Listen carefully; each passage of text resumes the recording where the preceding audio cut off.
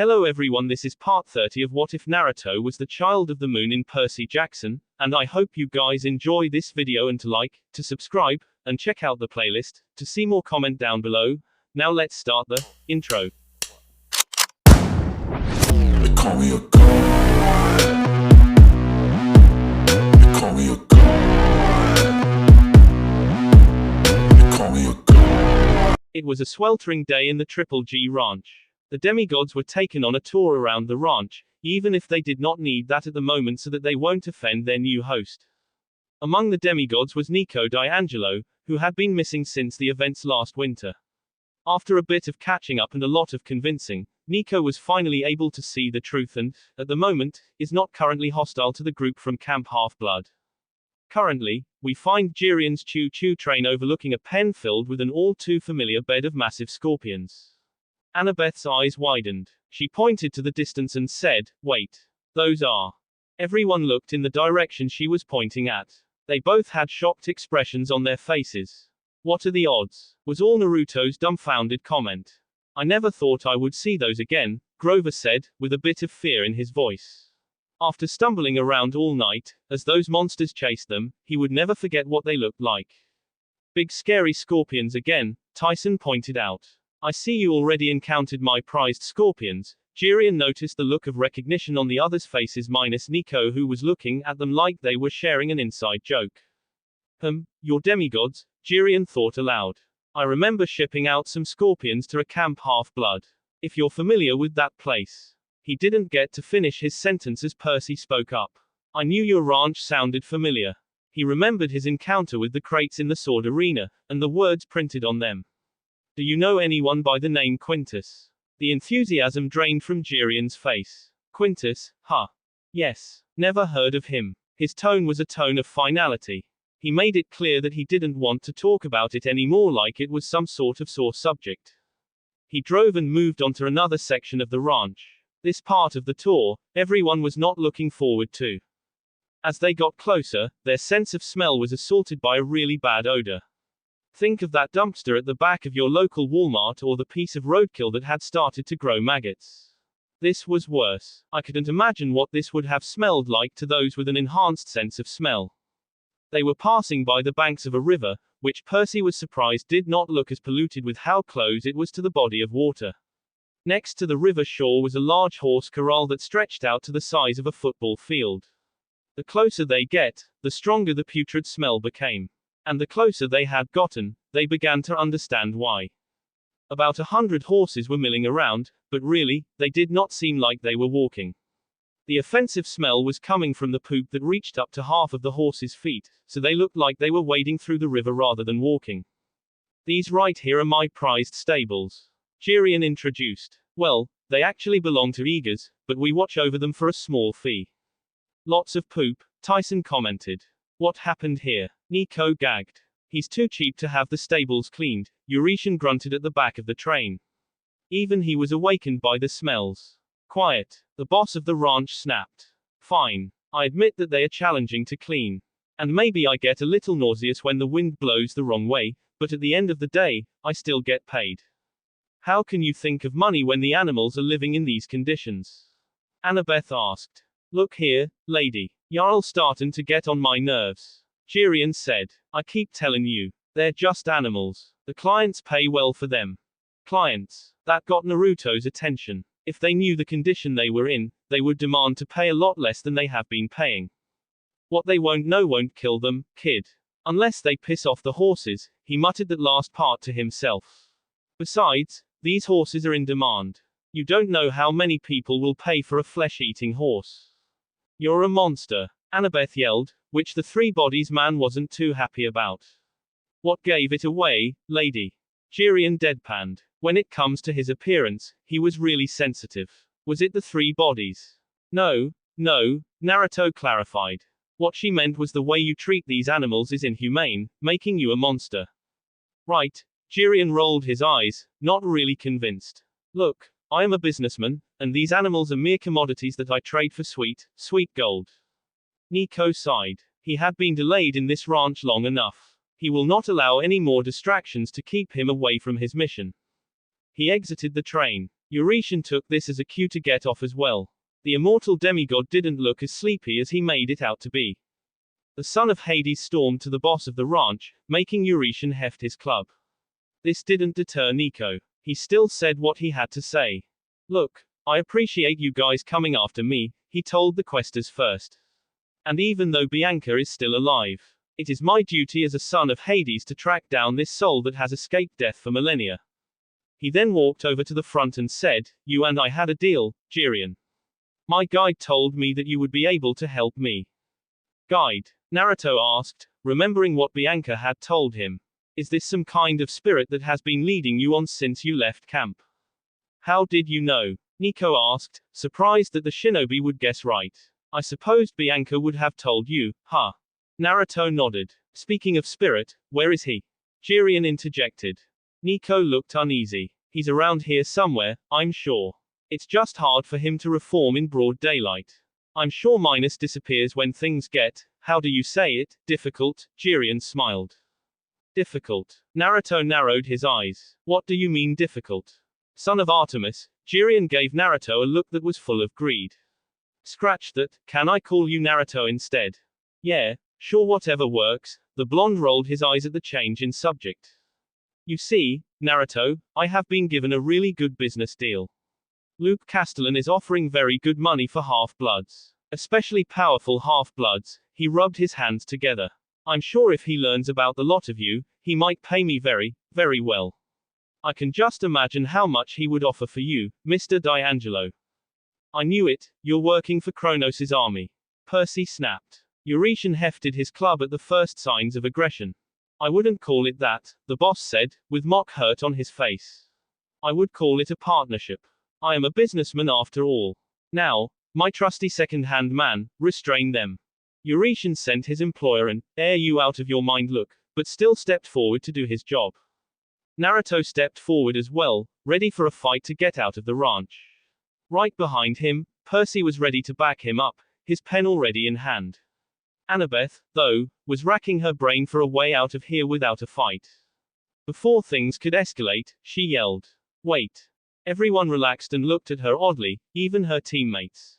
What is it this time, girlie? Geryon asked, annoyed at the interruption. You're a businessman, right? Annabeth asked. Geryon rolled his eyes, not knowing where this was going. We already established that. Then I got a proposition for you, Annabeth said in her best businesswoman voice. You have gold? Geryon asked, briefly considering it. Well, no, Annabeth said, almost losing the ranch owner's interest. But I can barter with you. The boss didn't look interested, but Annabeth pushed through anyway. You said the horse stables stench bothers you, right? That got his attention. Those stables haven't been cleaned in 1,000 years. How sure are you that you can do any different? Because we have a son of the sea with us, Annabeth said, gesturing to Percy like he was selling a product. What? Why ow? Percy protested but immediately changed his mind when Annabeth elbowed him. I mean, yes, I can control water really well. Think about it, Annabeth continued. If Percy cleans the stables, you're free of the stench and have more uses for your stables. If he gets eaten. Hey, Percy protested but was ignored. Then you could sell us to the Titan army. What do you have to lose? If that stable was cleared, I might be able to sell more stable space. Geryon muttered to himself. All right, deal. I accept your offer. You have until sunset. If you're not done by then, you're all going to the Titan army. Deal. The ride back to the house was quiet. It was just like before. Geryon drove the choo-choo train with Orthus by his side. Eurytion took the last train car and dozed off. The demigods took the middle car. The only difference was that Percy was not there.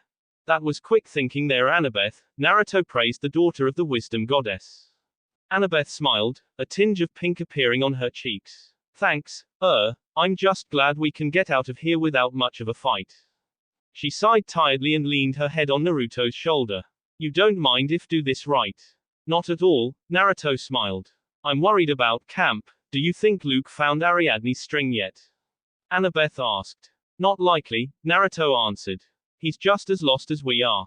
And in addition to that, he's leading a large army which would make their travel much harder than ours. You're right, Annabeth said, more confidently this time. We'll get to Daedalus before We'll convince him to give the string to us. As soon as she said that, the train screeched to a halt, and Geryon and Eurytion exited the vehicle. Geryon waited for the children to exit his train. When all of them were off, he snapped his fingers, and Orthus immediately became hostile. Eurytion hefted his club once more, causing Naruto to tense. We had a deal, Annabeth protested, with a look of disbelief on her face.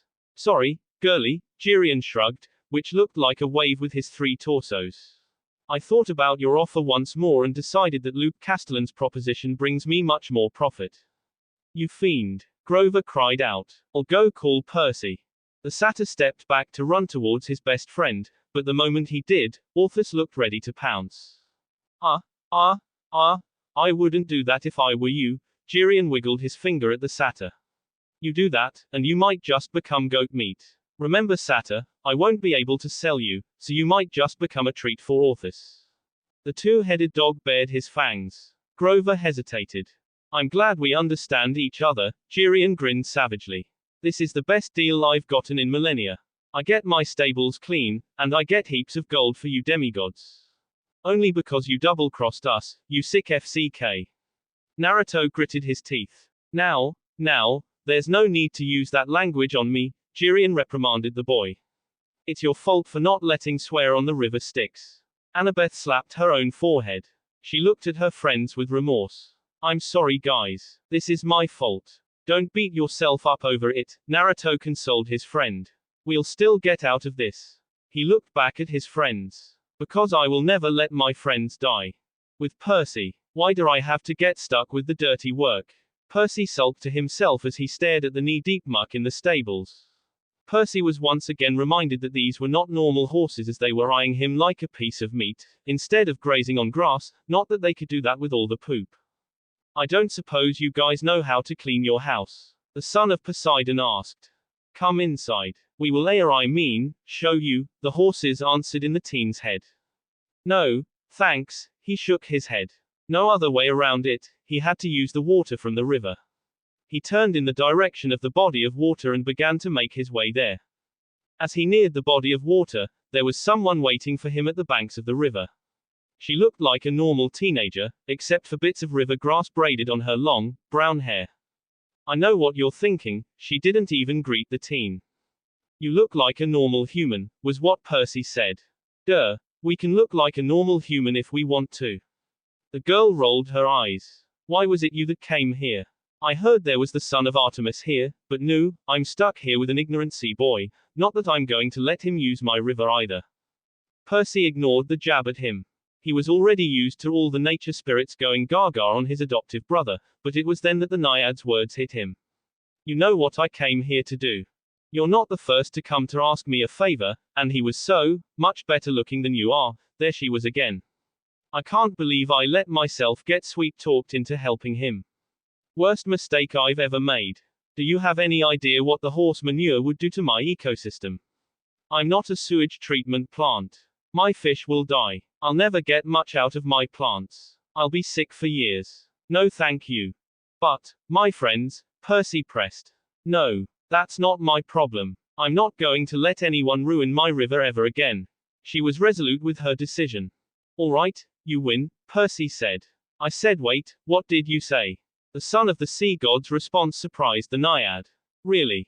This is your river. I'm not going to fight you for it, he explained. Oh, good thing for you, she said. She was expecting much more of an argument than this one. But what am I going to do? My friends are going to be sold to the Titans if I don't clean the stables by sunset, Percy asked the Naiad. You're not as bad as I thought, sea boy, so I suppose I can help you, the Naiad said. Let me tell you a secret. Dig up some dirt. What? You heard me. Percy wasn't sure about the Naiad's advice, but he was pressed for time and out of options, so he decided to trust her. He dug out some dirt. It was dry and black and spotted tiny clumps of white rock and, what's this? Percy picked it up and studied it. It looked suspiciously like seashells, petrified seashells, the Naiad pointed out. Millions of years ago, when Gyr and Uranos ruled the world, this land was submerged underwater. The demigod started to realize what the Naiad meant. In his hand were little pieces of ancient sea urchins. Okay, I see your point, Percy looked up from the rock back to the Naiad. But what good is this going to do me? You and I are not so different, demigod. Even when we're out of water, the water is within us, like a life force. She stepped down to the river. I hope you succeed in helping your friends and tell your friend to come and say goodbye before you leave. The sun was about to dip into the hills when he was back in the stables. Sometime before he returned, someone must have come around and fed the horses. He suspected it was Eurytion because he and Geryon were the only ones he saw on the ranch. The horses tore through whatever animal carcass was fed to them like a pride of lions.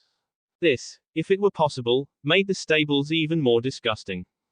Did you come to be join us for dinner? The horses looked at him expectantly. He decided to ignore them.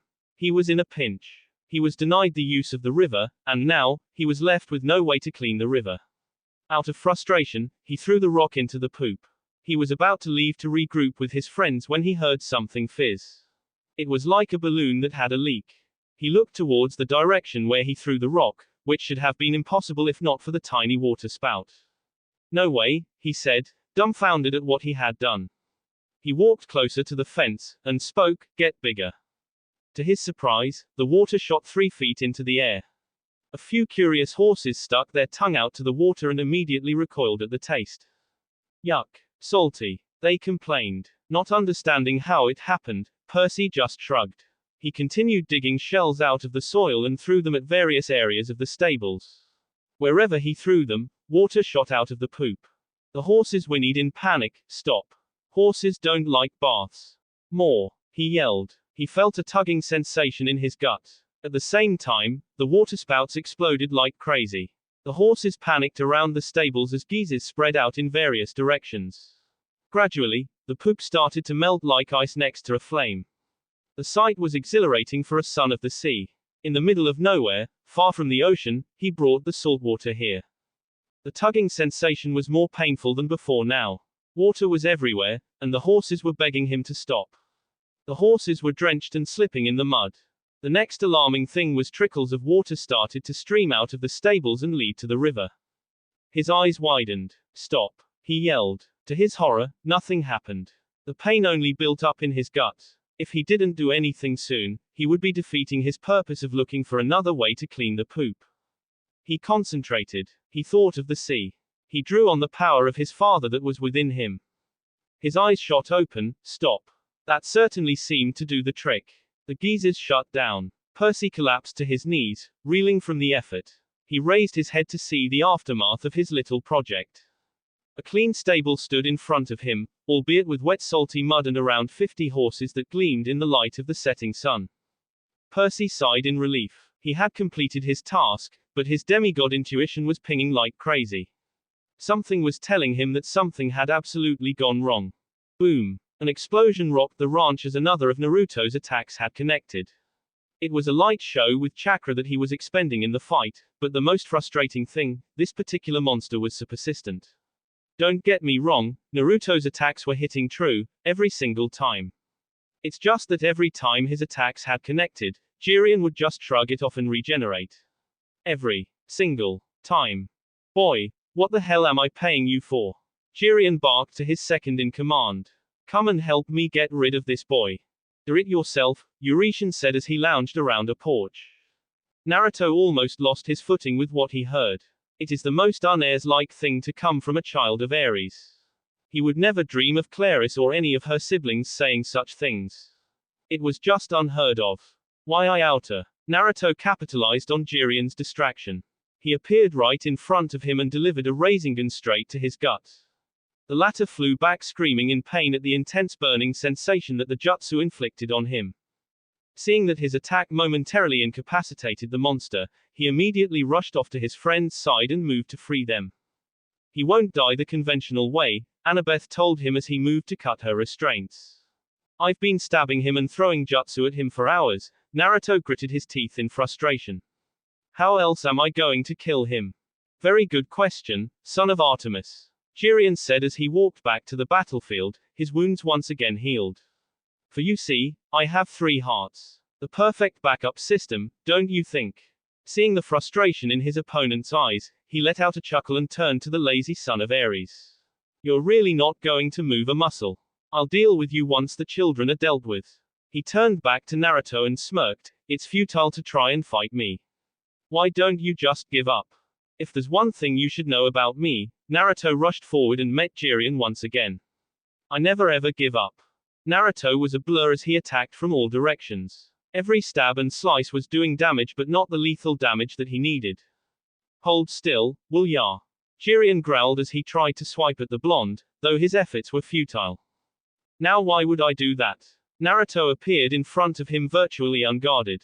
Geryon made a grab at him, but Naruto leaped on his hands and used them as a vault to jump in the air. In the air, a silver bow materialized in his hands, 3 arrows already notched. The 3 arrows fired. Geryon smirked. 2 of the arrows were off the mark and 1 of them even flew in the path of the other. There was no way that any of them would hit. You know, for a son of Artemis, yo. He didn't even get to finish his sentence as an arrow impaled itself through his chest from the side.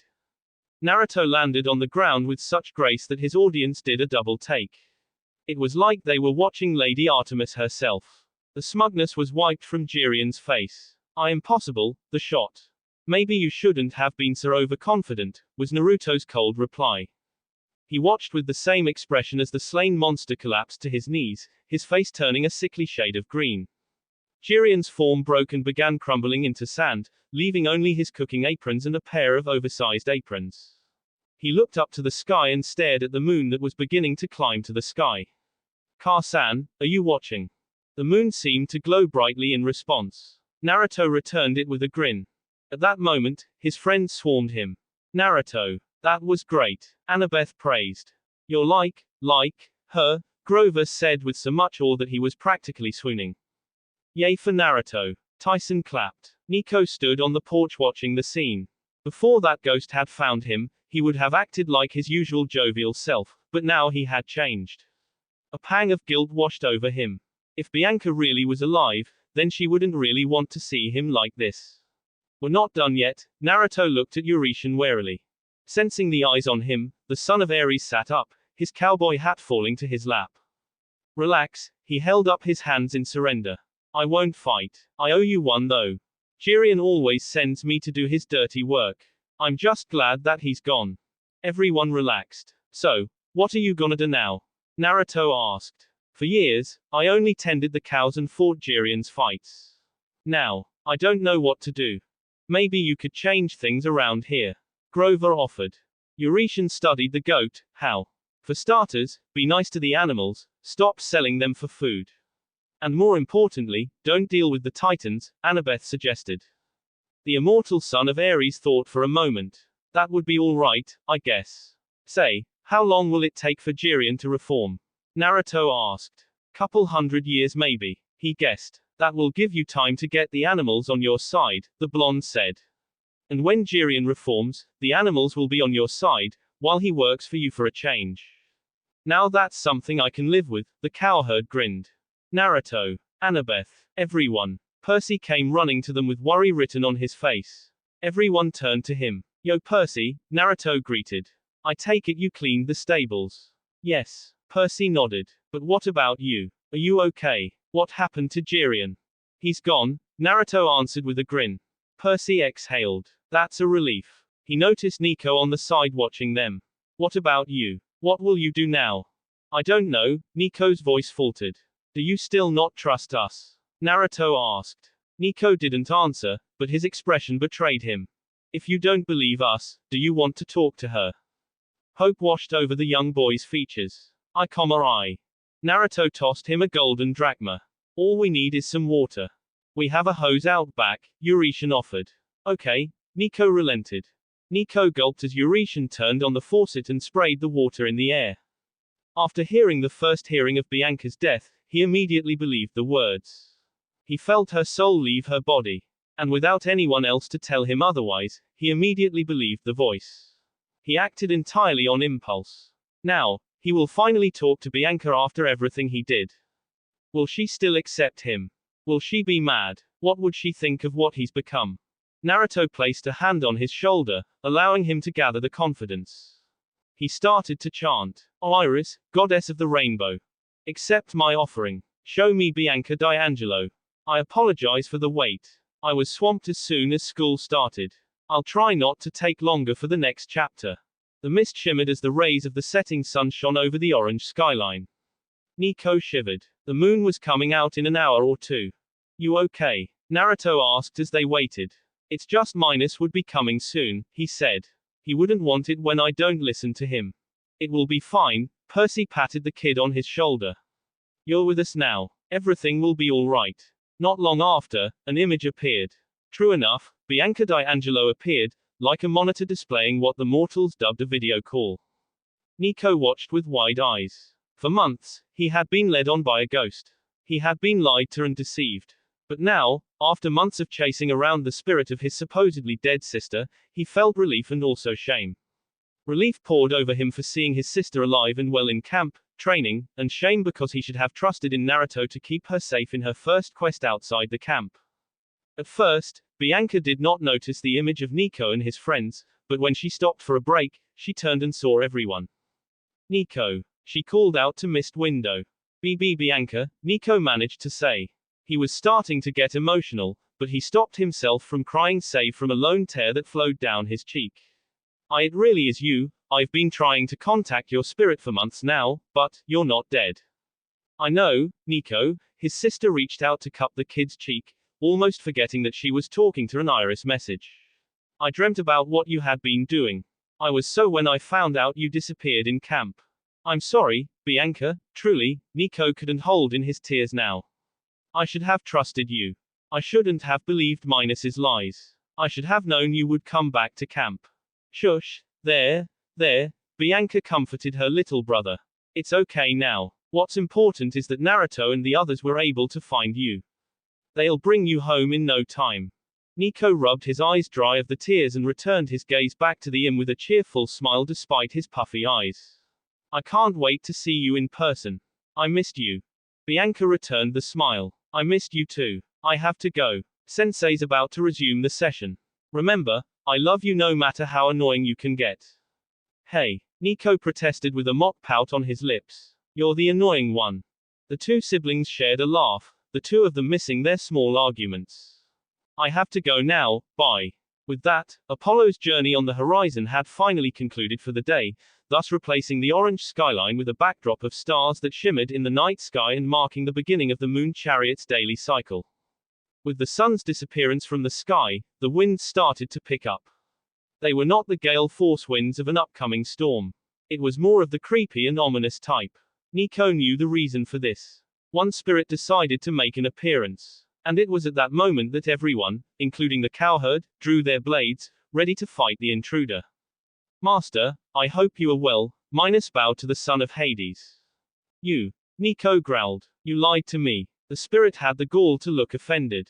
I did nothing of the sort. I merely gave you a suggestion and you reached the conclusion on your own. Well, your suggestions are wrong. Nico cried out. Leave us. Yeah. Get lost, you ghost thing. Percy added. Percy Jackson, the spirit regarded the son of Poseidon with a look that someone would use when looking at a pest. I see that the sons of Poseidon have not changed after all these years. Shut up, Percy threatened. What would you know about it? Oh, I know a lot, actually, the spirit looked smug. I actually dealt with one of your brothers in the past. How fitting that the Minotaur would eventually become your first monster to kill. Minos, Naruto asked as the detail began to click in his head. The King Minos, the King of Crete. The one and only, the now named Minos bowed to the group of angry demigods. I'm flattered the one and only son of Artemis would know about me. To be honest, I never would have thought I would utter those words in all of my life, and afterlife. Naruto ignored the unnecessary parts of Minos' statement. What are you doing here? I'm here to guide the boy, Minos said, gesturing to Nico. We are currently tracking a fugitive, a spirit who had escaped the clutches of death for millennia. Liar, Nico screamed at the spirit of the King of Crete. You told me Bianca died. You told me the only way to get her back was to exchange her spirit for the one we were after, but she wasn't dead. You used me. Minos didn't even flinch at those words. Oh, don't be like that. It was a partnership, we used each other. Get lost, Minos. Percy threatened once more. We are on a quest. Yes, Minos looked thoughtful for a moment. Your little quest to find the creator of the maze. You may have killed monsters in the past, but I assure you, you haven't seen the pinnacle of what it means to fear something. And if you do reach the center of the maze, what makes you certain that Daedalus would help you? What are you talking about? Annabeth spoke up, since the conversation was relevant to the quest. Daedalus cares not for demigods like you. He is guilty of murder, which earned the curses of the gods. The man is crafty, cunning, and old beyond counting. Annabeth remembered the weird dreams of an old man and his child escaping the very same man in front of them. Murder. He would never, Annabeth said in denial. She read the stories, but she never once thought that one of her siblings would commit such acts. But he already has, young lady. Your own mother would tell you, Minos said. So, you can continue your little quest, but do not involve Nico. He has the potential to become a lord one day, and you will only hinder him by taking him with you. No, Nico said firmly. The ground around him began to stir as if some things were about to rise from the ground. Begone, Minos. You are no longer of use to me. As you wish, master, the ghost said that with a voice full of mirth. You may find your way through the maze, but your minds cannot handle the madness that the labyrinth brings. What do you mean? Annabeth demanded. Minos didn't answer. He only smirked at the quest leader and disappeared into thin air. Everyone remained on edge even when the ghost was gone. Only Naruto relaxed and placed a hand on Nico's shoulder. You okay? Naruto asked. No. Nico decided it was okay to tell the truth. He had confirmed that he was amongst people he could trust, so it wouldn't hurt to do so. I can't believe I fell for his lies. I should have trusted you. It's okay, Nico, Naruto reassured him. We are only human after all. It is normal to have some doubts. But I should have trusted you more, Nico insisted. No, it's really okay, Naruto reiterated. Now, it's been a long day with all the tours and Monster Ranch owners. Why don't we all get some rest before we leave? Backquote. You can crash at the farmhouse for the night, Eurytion offered. That would be awesome. Thank you. The next morning, both Naruto and Annabeth woke with a start. Despite having comfortable accommodations in the farmhouse, they were still not spared from the dreams that plagued the minds of demigods everywhere. They both relayed what was shown to them.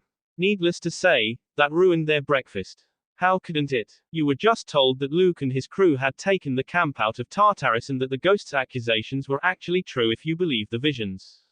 They trudged to the cattle guard in silence. Once there, they said the goodbyes and thank yous to the new ranch owner. He looked good this morning with his new look, a new pair of jeans, a western t-shirt, and Geryon's boots. I reckon you'll continue on your way to Daedalus' workshop? Eurytion asked. Yes, Annabeth nodded. Do you know how to get there? No, Eurytion said, dashing the small glimmer of hope that was formed. But if anyone knows where to find him, it would be Hephaestus. And to his forge, I know how to get you. He pulled a necklace from under his shirt, smooth silver disc on a silver chain. The disc had a depression on the middle, like a thumbprint, and handed it to Annabeth. He gave that to me when I gave him a little trick to play on Aphrodite and my dad. He gave me the chain in gratitude, Eurytion explained. He said that if I ever needed to see the forges, the disc will lead me straight to it, but only once. This is so valuable. Are you sure it's okay to give it to me? Annabeth asked. Eurytion looked away to hide the blush that formed in his cheeks. I don't need to see the forges, miss. It would be more useful to you than it would be to me. Just press the button and it will show you the way. She did as she was told, and the disc sprang to life. It grew 8 mechanical legs, startling her, causing her to drop it. She grabbed the closest thing next to her, which has Naruto, and held on for dear life. Sorry about that, Eurytion apologized. I didn't know what he programmed into that disc, so I couldn't warn you. Annie. Naruto spoke her name to get her attention. She didn't react to what the cowherd said at all. The girl opened her eyes and blushed at the stares that were aimed at her. She cleared her throat to get rid of the awkwardness she was feeling. Right. It's okay. Let's go, Percy said. That thing isn't waiting for us anytime soon. Tyson pulled the cattle guard with ease and back into the darkness of the labyrinth they go. Bad news. They were back into the labyrinth. Naruto and Grover, as child of a goddess of the hunt and a nature spirit respectively, dreaded returning to that place. Plus, it was far away from the rays of the sun or light from the moon. They couldn't even tell the time of day. Good news. They didn't have to guess anymore. Though, They still had to give chase to the guide. They were lucky that Annabeth was the quest leader, and she was able to pick two members with excellent senses. Tyson and Grover were able to pinpoint the direction, the little automaton's direction, even it was steps ahead of them. The group ran down a marble tunnel, dashed to the left, and almost leapt off a very deep abyss. Naruto suspected it fell straight down to Tartarus. They watched the spider swinging across some monkey bars, almost halfway across the 30-meter gap. Monkey bars, Annabeth said. I'm great at these things. She leapt onto the first rung and started swinging her way across, oblivious or completely ignoring the guaranteed death drop right below her. Percy facepalmed. She's afraid of spiders, but she can handle falling to her death just fine. Thank the gods that Annabeth didn't hear that comment he made. Naruto shook his head and followed close behind her, making sure to enhance his already just below god-tier grip strength with chakra. It was a good thing Kakashi-sensei showed him that exercise he always does. Everything was going well, until Tyson tried to do the same with Grover Goatieback riding behind him. The big guy made it across 3 swings, but the last bar he held ripped free under his weight. Grover just gulped. After getting past that obstacle, they didn't look back any longer. The mechanical spider was losing them. They dashed past a skeleton wearing the remains of a dress shirt, slacks and tie. Just a normal drunk guy who managed to get lost in the labyrinth and died here. Grover just shuddered at the sight of the remains. During one turn, Percy slipped on a pile of wood scraps, but when he shined a light upon them, it turned out they were pencils. They forged ahead. The tunnel opened up to a large room.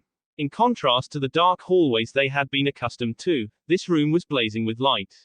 On happy note, there were a dozen more skeletons in this room. Some were old, bleached and white, while others were more recent and caked in blood. Then, there was the monster, looking at them hungrily. She stood on the glittery dais on the opposite end of the room. She had the body of a lion and the head of woman. Her hair was tied in a bun, and her face had too much makeup on, giving Percy nightmares of his old teachers. There was a blue ribbon badge pinned to her chest that the dyslexic demigods in the room struggled to read. It read, "This monster has been rated exemplary. Sphinx." Tyson whimpered. He backed away and hid behind his teammates, which was hard due to his size. Naruto and Percy looked worriedly at the big guy. They knew exactly why he was acting this way. They stood protectively over the young Cyclops. Annabeth strode forward confidently, but the Sphinx roared, causing bars to cover all available exits. Immediately after, the monster's snarl curled into a wide smile. "Welcome, lucky contestants," she announced. "Get ready to play, answer that riddle." Canned applause blasted from the ceiling as if there were invisible speakers. Spotlights swept across the room, just like in those corny game shows that the two boys watched on TV. Fabulous prizes. The Sphinx continued. Pass the test and you get to advance. Fail, and I devour the meat from your bones. Her voice turned savage for a second there, turning into a completely different person, a monster. Who will be our lucky contestant? She asked, back in her normal voice. I'll do it, Annabeth volunteered, but Naruto placed a hand on her shoulder. I think it's better if I do it, Naruto vetoed her decision. But I already know what she's going to ask, the girl protested. So do I, but are you prepared to answer other questions should she ask them? Naruto challenged. Will your hubris allow you to do so? She thought hard on the subject. Seeing as there was no response from the girl, Naruto stepped forward onto the dais, pushing a skeleton off of it and paying it no mind. Ask away, he said confidently. Welcome, Naruto Uzumaki. The fact that the monster knew his name even before saying it out loud, did not affect the boy in the slightest. I have 20 riddles for you. Do you still wish to continue? The Sphinx asked to make sure. One wrong answer and you will become my next meal, all of you in fact. 20. Annabeth was broken from her thoughts. But, please ask your questions after the show is over. Now are you ready? Yes. First riddle, what is the capital of Bulgaria? Sophia. There was no hesitation in his voice, but Annabeth wanted to protest even more.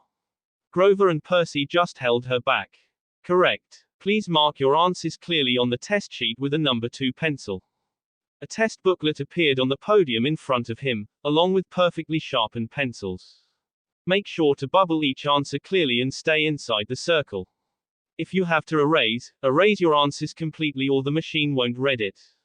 The Sphinx waved her paw, and a bronze box with gears and levers and big Greek ater on the side, the mark of Hephaestus.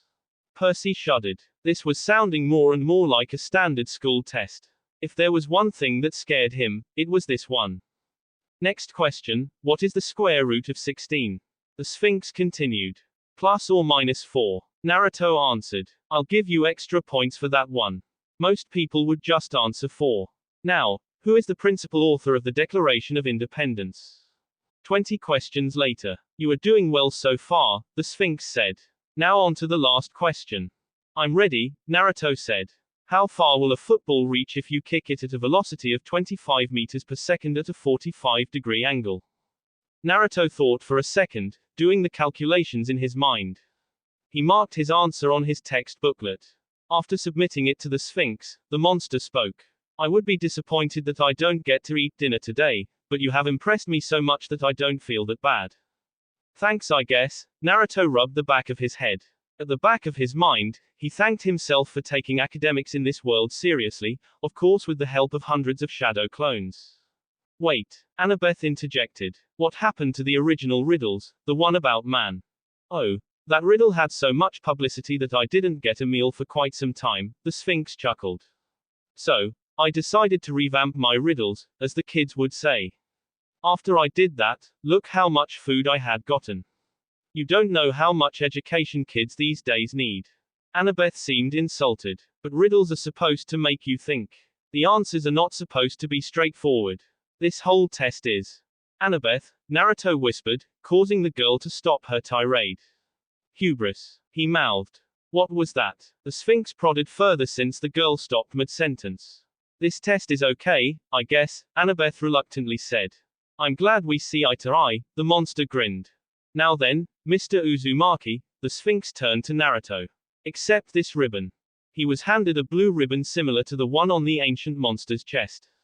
Naruto thanked her, and she sent them on their way. Now, that wasn't so bad, was it? Naruto turned to Annabeth, who was still miffed about the situation. The girl huffed and looked away. Naruto sighed. He had nothing against the children of Athena, but their hubris could cost them their lives if they get careless. Annabeth, Naruto spoke soothingly. I know you too well already. Be honest, would you have been able to keep your cool when you learned that the Sphinx changed the riddle completely? The girl looked down. No. See. So, don't let it get to you that much, okay? Naruto said, smiling at the girl. Looking at him now, she couldn't stay mad at him for long. You're right, she reached an agreement with the blonde. Thank you for that. I'm glad you understand. Naruto patted her on the shoulder, causing her face to heat up. Fortunately, she kept her cool. Besides, every one of us would get a chance to shine. Guys, Percy said. This is good and all, but we're trying to catch up to a spider. We lost sight of it, Grover said. He jutted his thumb to the big guy. He can hear it though. Tyson nodded. It is faint, but I can hear it. The group followed the direction his ears were leading to. They would lead in circles, but eventually they would lead to an old submarine hatch, where the little automaton was banging its head against. If this wasn't a time-sensitive quest, they would have stopped for a while and shared a laugh. Alas, this was a quest they had to take seriously. So, they all glanced at each other and stepped forward. Tyson turned the wheel and the spider scuttled inside, the quest group not far behind it. Inside, they found themselves in a mechanic's garage, a very large one at that. It was littered with several hydraulic lifts, cars, bronze hiplectrons, a bunch of wires knotted in a corner, and a Greek war chariot made entirely of flames. Naruto spotted the spider scuttling towards one of the cars supported by a hydraulic lift. With that, the banging stopped. Well, a deep voice boomed. What do we have here? The mechanic pushed out on a back trolley and sat up. The demigods already saw what the god looked like on Olympus, but seeing him now made their breath hitch.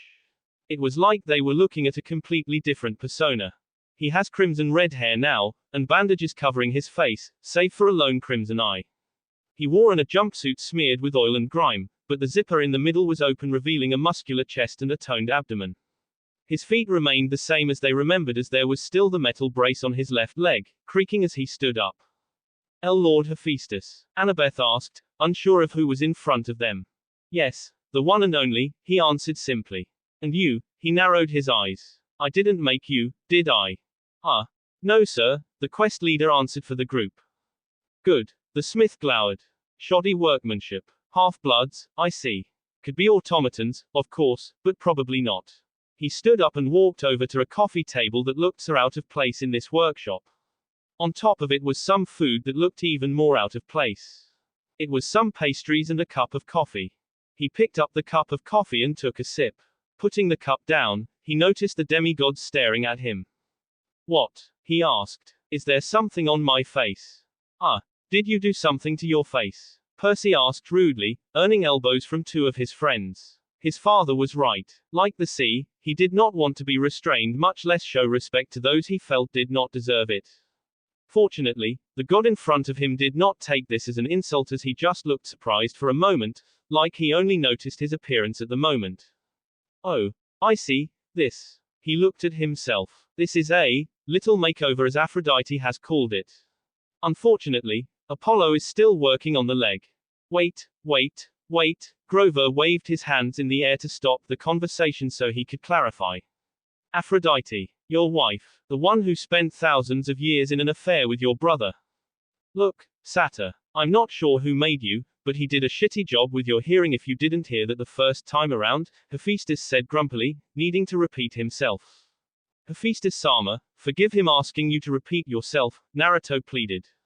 It is just that your wife hasn't acted like one in the past, and it's hard to believe she would suddenly change like that.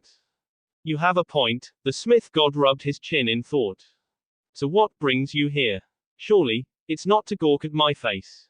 We're looking for Daedalus, my lord. Annabeth stepped forward. The temperature in the room seemed to increase as she said that. The boys gulped, knowing full well that the old inventor was somehow a trigger to the god. Daedalus, he roared, causing the group to flinch. They did not expect this kind of reaction. He calmed himself for a second. You're wasting your time, he said, but the anger was still evident in his voice. He picked up a chocolate eclair and studied it, like even he wasn't used to it yet. He expertly chucked the dessert into his mouth, which mysteriously went in without a hitch despite the bandages. This reminded Naruto of Kakashi. After admiring the taste of his delectable treat, his eyes fell onto Tyson. I sense something going on in your mind, little Cyclops. We met a 100-handed one, Tyson answered. Oh, you mean Briars? Hephaestus raised his eyebrow. I'm guessing he didn't live up to your expectations, did he? Yes. Tyson's voice wavered. Briars should be strong, but he was scared. Wouldn't even help us. The god grunted. I admired the 100-handed back in the first days of the war. But even we immortals change. Look at Aphrodite. I'm just glad she did so for the better. But the rest, don't trust them. Look at my mother, she talks all day about how important family is, but that didn't stop her from throwing me off of Olympus. Didn't Zeus do that to you? Percy clarified. The smith god snorted. She just loves passing off the blame, doesn't she? That sounds just like her. Look, my point is, don't rely on others too much. Work with your own two hands to get something done. He then focused on Percy and the frown he had on his face. I sense that you don't like me that much. No matter, I suppose I cannot blame you, I guess. What would you ask of me? We already told you. We want Daedalus, he said. And I told you, it's a waste of time, he adamantly refused. I can give you weapons, gold, or a magical steed. But what you're asking for is an expensive favor. I'm sorry, Lord Hephaestus, Annabeth pleaded. If you know where he is, then why won't you tell us? It is not wise to do so, was all the explanation he needed. You should know. Your mother is the goddess of wisdom. He sighed. Such a fine goddess, your mother, but who am I to complain with what I have now? Fine, since you're so eager to pay the price of your expensive request. I need a favor done. That will be it for this video. If you want more, comment down below, like, subscribe. And see you guys later.